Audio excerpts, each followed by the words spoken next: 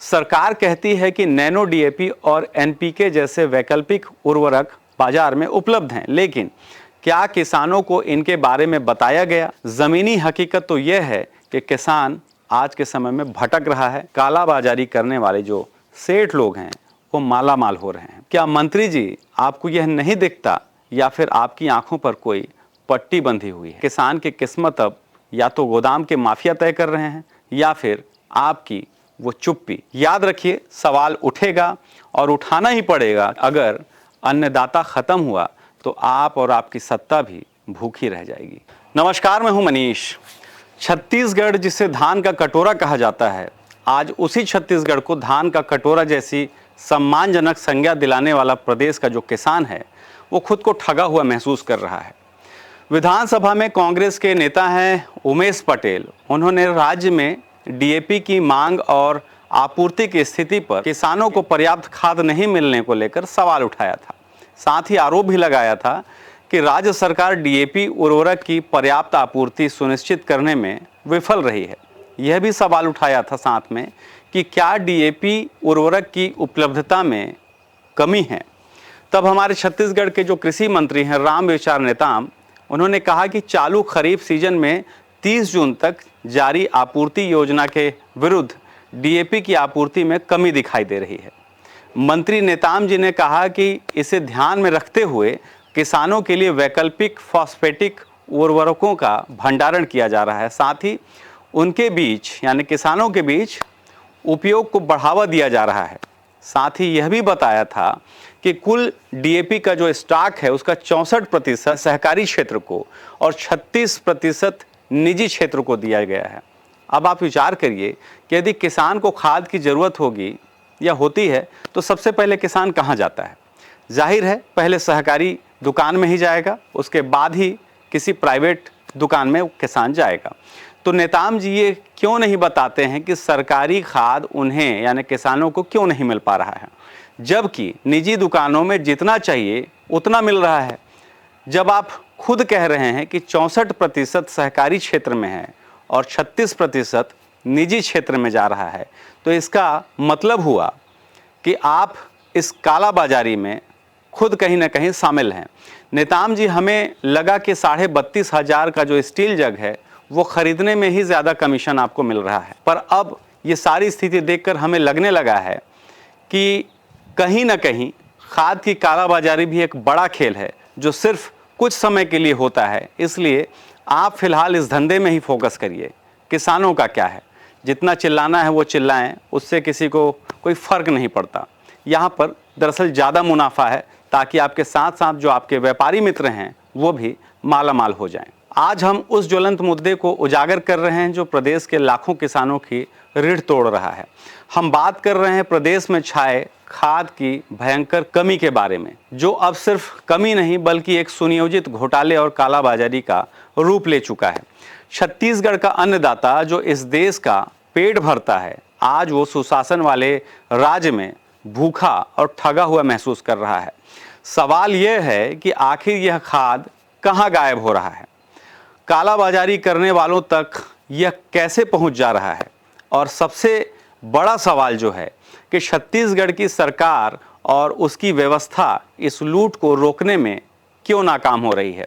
आज हम इस घोटाले की परतें खोलेंगे और सरकार से सवाल करेंगे कि आखिर कब तक अन्नदाता को यूं ही लूटा जाएगा। खाद की कालाबाजारी तो एक बड़ा विषय है ही, उसके अलावा बात यह भी है कि कुछ व्यापारियों को सरकार का संरक्षण प्राप्त है हर जगह पे, जो खेतों को बंजर बनाने में कोई कसर नहीं छोड़ रहे हैं। दरअसल खाद की किल्लत ही एक ऐसी बड़ी वजह है, और वजह बनाई जाती है कि जब बाजार में नकली खाद और नकली बीज आसानी से बिकने लगता है।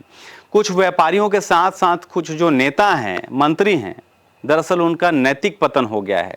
पैसे की भूख ऐसी है कि जिस अन्न को वो खाते हैं उसमें भी मिलावट करने से बाज नहीं आ रहे हैं। छत्तीसगढ़ के सूरजपुर में खाद में ग्रेनाइट पत्थर मिलाने की घटना आपको याद होगी, फिर अंबिकापुर में नकली बीज बनाने की घटना, या फिर लगातार जो बिलासपुर, रायपुर में निजी दुकानों में खाद की कालाबाजारी हो रही है और लगातार छापे पड़ रहे हैं, वो भी आपको याद होगी। पहले सूरजपुर में क्या कार्रवाई हुई, इस बात को समझते हैं। लक्ष्मी ट्रेडर्स है, यहाँ पर नकली खाद का व्यापार किया जा रहा है। कृषि विभाग और राजस्व विभाग दोनों की संयुक्त टीम द्वारा कलेक्टर सर के निर्देशन पर हमारे द्वारा जो है उनके संस्थान पे छापामार कार्रवाई की गई। जब पहले गोदाम हमने उनको देखा तो कई सारे उसमें खाद थे। एक 460 बोरी इस तरीके की खाद मिली जिसमें कंपनी का बेंचमार्क नहीं लगा हुआ था, जो कि कृषि विभाग के हिसाब से एक कंपलसरी तथ्य है, वो लगा होना चाहिए। उसके आधार पर जब हमने उनके दूसरे ठिकाने पर छापा मारा, दूसरे रोड के दूसरे साइड एक और खाद गोदाम उनका जो स्वीकृत था, उसकी चाबी लेकर उसकी जांच की गई तो वहाँ पाया गया कि वहाँ पे 60 बोरी मार्बल का चूरा रखा हुआ है और वहीं पर पोटास के खाद रखे हुए हैं। कृषि विभाग द्वारा बताया गया कि जो पोटास होता है और मार्बल का चूरा होता है दोनों देखने में लगभग सेम होता है और अगर उसको मिला दिया जाए तो एक सामान्य आदमी भेद उसमें नहीं कर सकता, जिससे ये अंदाज लगाया जा सकता है कि मार्बल का चूरा रखा हुआ है तो खाद में मिलावट की जाती है।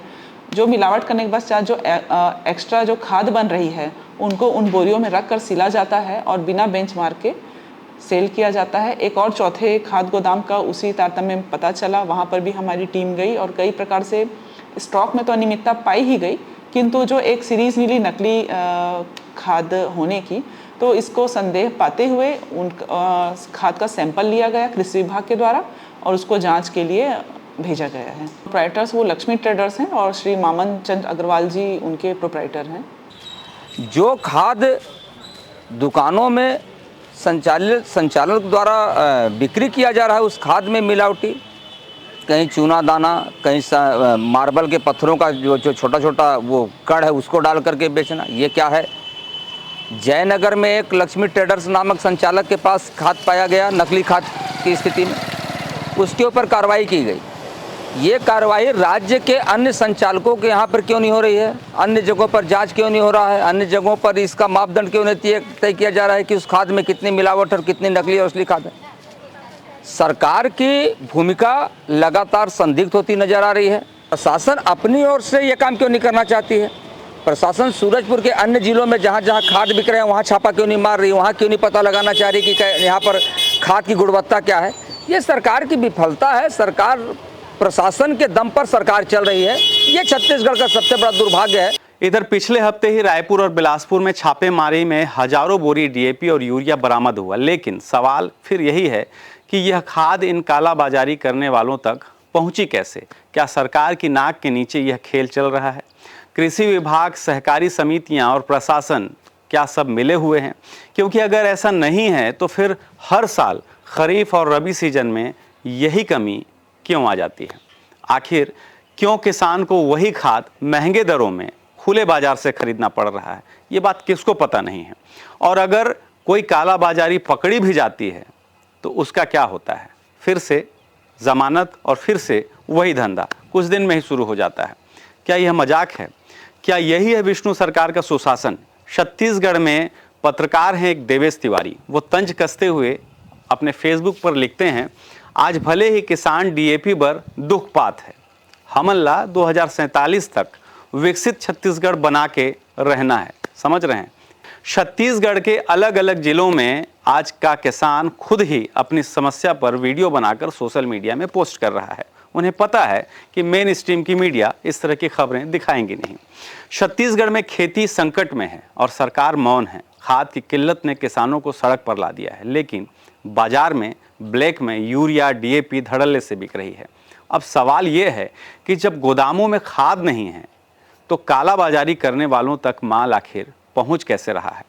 सरकारी केंद्रों में खाद खत्म हो गया ऐसा बताया जा रहा है, लेकिन वहीं से 2 किलोमीटर दूर प्राइवेट किसी गोदाम में जाइए तो बोरी के बोरी वहां पर भरे रखे हुए हैं और दाम सरकारी कीमत से 3 गुना ज़्यादा।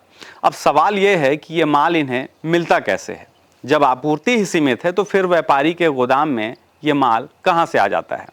हमारे किसान बताते हैं कि कुछ सरकारी गोदामों से ही खाद की चोरी छिपे प्राइवेट चैनलों तक पहुंच होती है। अधिकारी आंखें मूंद लेते हैं और उस समय जब कोई कार्रवाई होती है तो नेता लोगों को फ़ोन आ जाता है, यानी नेता लोग फ़ोन कर देते हैं और किसान फिर से एक बार ठगा जाता है। एक किसान जो रात दिन मेहनत करता है वो आखिर खाद के बिना फसल कैसे उगाए? समिति में खाद नहीं और बाजार में 500 रुपये ज़्यादा देने पड़ते हैं।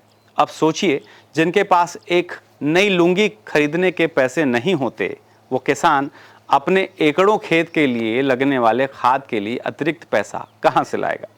छत्तीसगढ़ का एक मुख्यमंत्री जो खुद किसान है, उनके मंत्री यानी कृषि मंत्री बड़े बेशर्मी से कह रहे हैं कि सब ठीक है, पर ज़रा गौर से देखिए सीएम साहब, आपके किसान बर्बाद हो रहे हैं। सत्ता में बैठी पार्टी जब विपक्ष में होती है तो खाद की किल्लत पर सड़कों पर उतर आती है, और जब सत्ता में आती है तो आंकड़ों की चादर ओढ़ लेती है। छत्तीसगढ़ में पिछले 2 दशकों में हर पार्टी सत्ता में रही है, चाहे भाजपा हो चाहे कांग्रेस हो, लेकिन खाद्य संकट हर बार सामने आता है। कहीं ये संकट बनाए रखने की कोई रणनीति तो नहीं है। खोखले वादों के साथ साथ हर साल विधानसभा में यह मुद्दा गूंजता है, कभी कांग्रेस तो कभी बीजेपी केंद्र सरकार पर डीएपी की कमी का ठिकरा फोड़ते रहती है। लेकिन इस बार केंद्र और राज्य के दोनों ही प्लेटफॉर्म पर डबल इंजन की सरकार है, तो बीजेपी ने इस बार खाद, यूरिया आदि की कमी को वैश्विक कीमतों का हवाला देकर टाल दिया है। लेकिन सवाल यह है कि वैश्विक कीमतों का बहाना कब तक। छत्तीसगढ़ में खाद की किल्लत पिछले कई सालों से है। क्या सरकार को पहले से तैयारी नहीं करनी चाहिए थी? खाद की कमी कोई नई बात बिल्कुल नहीं है, यह एक सिस्टमेटिक फेल्योर है। सरकार को पहले से स्टॉक की प्लानिंग करनी चाहिए, लेकिन जब तक आपूर्ति श्रृंखला पारदर्शिता और थोड़ी सी सख्त निगरानी में नहीं होगी, कालाबाजारी बिल्कुल भी नहीं रुकेगी।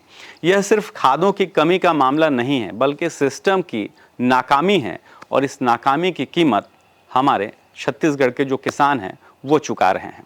सरकार कहती है कि नैनो डीएपी और एनपीके जैसे वैकल्पिक उर्वरक बाजार में उपलब्ध हैं, लेकिन क्या किसानों को इनके बारे में बताया गया? क्या उन्हें प्रशिक्षित किया गया?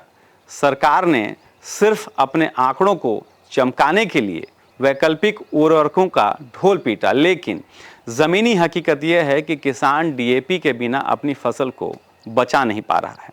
कृषि मंत्री जी सुन लीजिए, यह सिर्फ खाद की कमी का सवाल नहीं है, बल्कि लाखों परिवारों की आजीविका का सवाल है। छत्तीसगढ़ का किसान सिर्फ फसल नहीं उगाता, धान नहीं उगाता, वह इस देश का पेट भी भरता है। लेकिन जब वही किसान भूखा और ठगा हुआ महसूस करता है तो यह पूरे सिस्टम पर सवाल लाजमी हो जाता है। सरकार को जवाब देना होगा, आखिर यह खाद जा कहाँ रहा है, कालाबाजारी करने वालों तक यह कैसे पहुंच रहा है, और सबसे बड़ा सवाल कि इस लूट को रोकने के लिए आखिर क्या क्या कदम उठाए जा रहे हैं।